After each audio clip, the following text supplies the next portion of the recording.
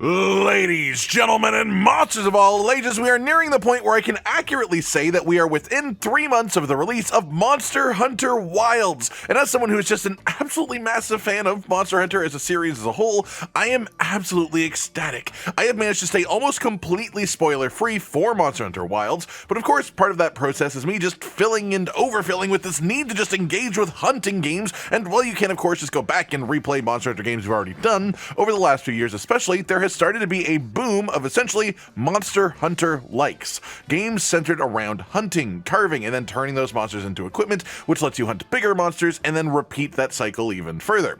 And I pretty much always keep an eye out for new games that fit this sort of genre. Today I want to talk about an upcoming game you may or may not be already at least a little bit aware of, which is called Eternal Strands. And generally the best sort of mishmash combination I can describe this as is somewhere between Monster Hunter and Shadow of the Colossus, with a magic system involved in as well. You can even do things like light the environment on fire, which will do damage to enemies or even to you if you're not careful. You can lift trees out of the ground and throw them at enemies. Enemies can pick up trees out of the ground too and throw them back at you. It's full of interesting context animations and just sort of intuitive gameplay that makes sense from what you can see visually, physically around you, which is something that I always love to see in a video game. It makes it feel very immersive and very real in the combat, and this seemingly applies to your enemies too.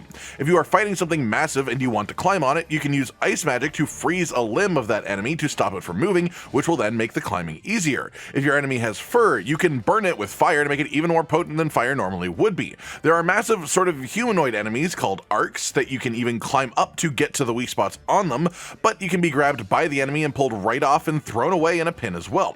There's even exploration specifically designed to be done with things like ice bridges that you can make yourself, and it's got a pretty hefty focus on its powerful physics engine at the sort of base of it all to sort of lay at the foundation of the game. And honestly, this is the main thing about this game that has so far grabbed my attention. One of my favorite parts of Monster Hunter is that you can fight the same monster even 1,000 different times and never have the exact same experience, the exact same hunt.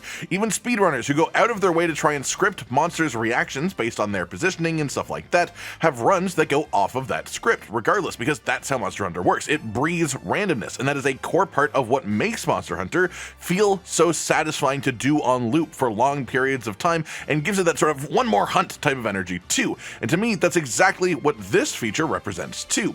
This means there are probably plenty of different ways to get around any problem within the game, not just one, and that even things as simple as the number of trees in an area when you find a boss could change the whole experience of the fight. And as far as the general structure, it seems to be leaning more towards a Shadow of the Colossus style on that side of things. What I mean by this is that the world is open. There are multiple major bosses in different directions from the sort of main hub area, and you can take these on one at a time. These bosses each add to your collection of magical abilities when you kill them too, to actually expand upon what you can do as a player, either for the sake of fighting and combat specifically, or even just for traversal and moving around the map. The game thrives off of your ability to be creative with the tools that it gives you as well, and try and work these together in fun ways as well. With an interesting IGN article that noted in pre-release gameplay, they had to spell to actually summon fire minions to fight alongside them, but then they could use their telekinesis spell to pick up the fire minions that they had summoned and then launch them directly at enemies, essentially turning these summons into bombs instead of living creatures. And each of these different spells theoretically has different ways of interacting not only with each other, but also with the game world around you, which again is so entirely heavily physics-based. As you use more hot or cold spells, the two main major sides of magic in the game, aside from physical with telekinesis, you will literally change the temperature of the world to be hotter or colder, and this has other effects like slowing down enemies to let you have more time to judge their movements and responses, and theoretically you could even do things like dry out the vegetation with cold spells, which would then make it much more actually dangerous to use fire spells and make even larger fires around the environment.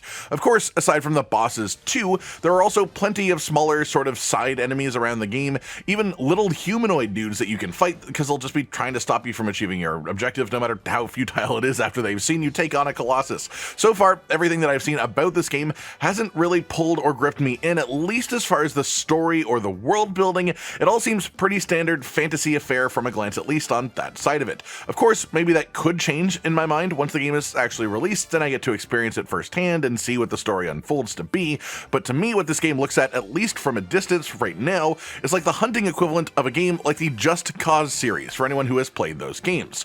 Just Cause 2 was my most played single player game when I was younger, when I was was a child, because it just essentially gave you this incredibly massive world as a sandbox for chaos and destruction. It created a gameplay loop that was fun and enjoyable and only really limited by your own imagination and the size of the game world, which was pretty big.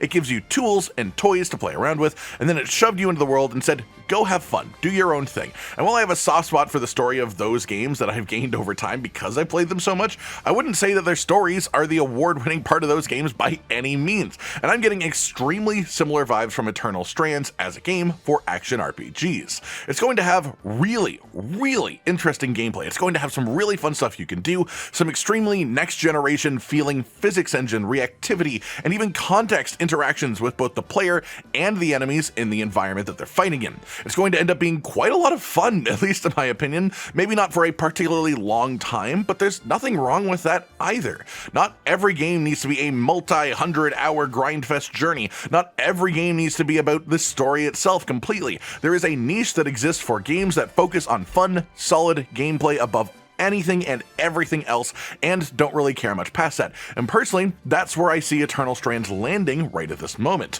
To elaborate a little bit more on the combat as well, at least from what we know so far, there are going to be 3 weapons in the game, which are quite a good actual sort of mix between them too. There's going to be a sword and shield, which is going to have a relatively large focus on parrying as a concept, which I know a lot of people love in these types of games, as well as a knockback type set of effects with the shield part of the sword and shield as well.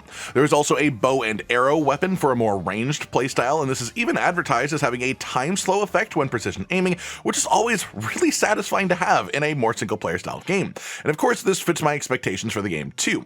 Then there is also the two-hander weapon, and this is your big, gigantic sword style weapon, massive hits that you can charge up to make even bigger type of thing, and you can use it to shoot out magic too.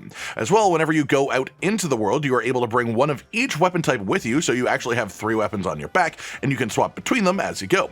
The main purpose of this is to incentivize using multiple different weapon types even in a single fight, having one of each on each elemental type as well, like a sword and shield that's ice, a bow and arrow that's physical, and a big sword that's fire. But when you consider that each elemental type for each weapon will also have its own unique abilities tied to them, this all feeds back into that potential for creative synergy between the abilities that I keep talking about and I mentioned quite specifically earlier on too.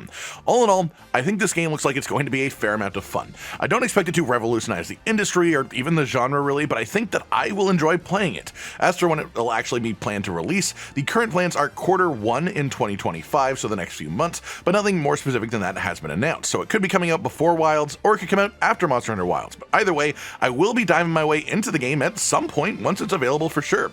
And I wanted to share it with all of you in case you're looking for more ways to enjoy hunting style games and this genre as well.